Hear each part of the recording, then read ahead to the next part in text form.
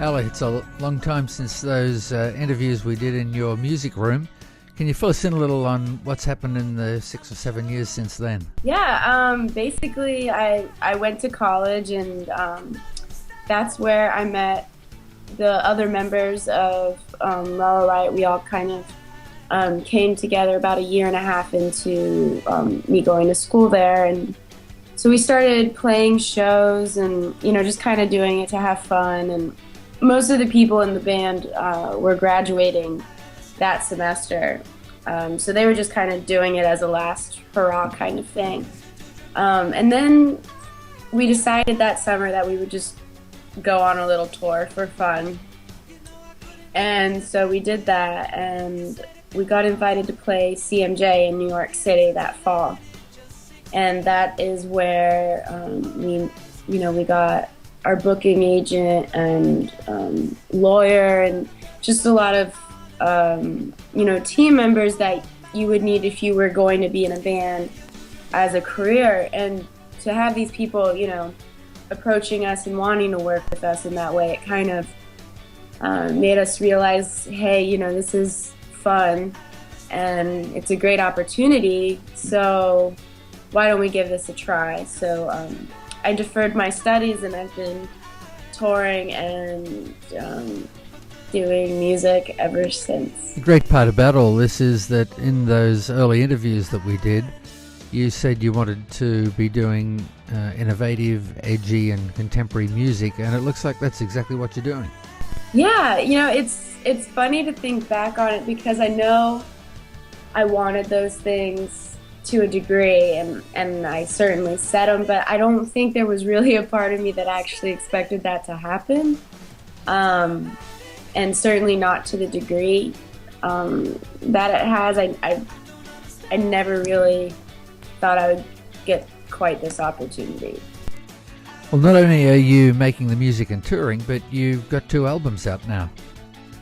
Yeah, and we're starting to play around with music for the 3rd album, and it's been a really awesome learning experience, in terms of writing music and stuff, because I was brought up doing classical for the entirety of playing cello, and when the band first started, it was like, okay, well, write a part for this. Instead of, someone putting a piece of sheet music in front of me, and, at most being creative with that is how I interpret it. But instead now obviously I'm going to always be learning and hopefully getting better and better. But, I can, write parts and hear things and then play things, and it's cool. It's really fun. It's interesting, in contemporary music at the moment, there seems to be a lot more string sections appearing in bands. And in most cases, those string sections are more of a background element. In your case, however, it seems that the violin and the cello are a foreground element and much more prominent. How do you see that? Yeah, it's... I think both Beck and I, because we have the classical background and we both had been playing for so long before, there was almost a pride thing going on there. Just, you hear, these bands with instrumentation like that, and it's a shame that, with what violin and cello could do on their own and together, that basically it was always tinsel, and, which can, by no means is that bad at all. It can be very beautiful and really open up a song, but I think we just really had an interest in bringing, real arrangements into songs, and having all the instruments have interplay. And Now you're just a few days away from heading off on a European tour, which sounds kind of exciting. Can you tell us a little bit about that? It's pretty cool. At one point we were on a label over in Europe and the UK, and so we were over there a bit more, and So it's been about 2 years since we've actually gone over there because we parted ways with the label and decided to do our own thing. And we started our own label and kind of put everything, basically put a label together. We have distribution and radio and all of that. It's just not through. That's the way to do it.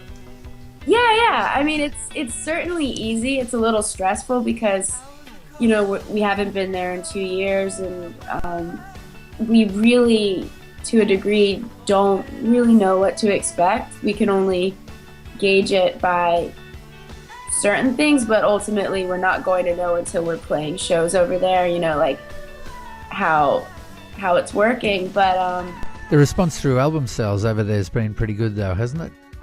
Yeah, they've been really good, and you know, especially now with how strange the music industry is getting and how much it's changing so quickly.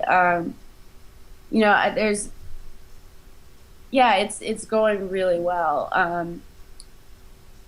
So we're excited to be able to expand and get more out there, you know, of this album, and see how it goes.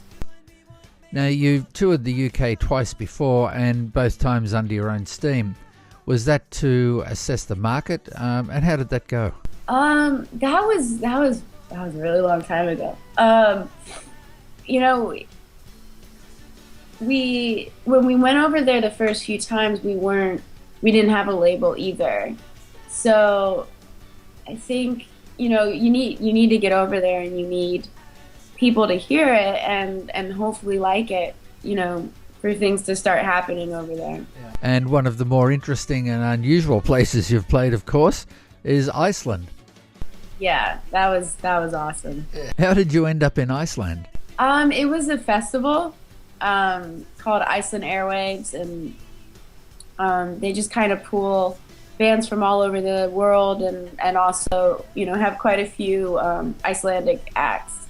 And it's in Reykjavik, and it was just wonderful. It was so cool to go to a place like that, which, you know, I don't think I've ever seen a landscape that looked like that. It almost looks like another planet. Yeah.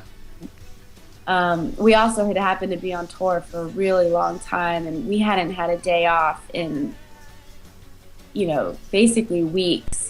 So our first day off was in Reykjavik, and we spent the entire day just floating in the Blue Lagoon, just not doing anything. And it was awesome. Yeah, just soaking it in. Yeah. Listen, good luck on your tour and with the development of your next album. Cool, thank you. And, Ellie, it's been great talking to you, and maybe we'll catch up with you in the middle of the tour, perhaps do another Skype interview while you're over there, Yeah, and cool, just see that would how be things cool. are going.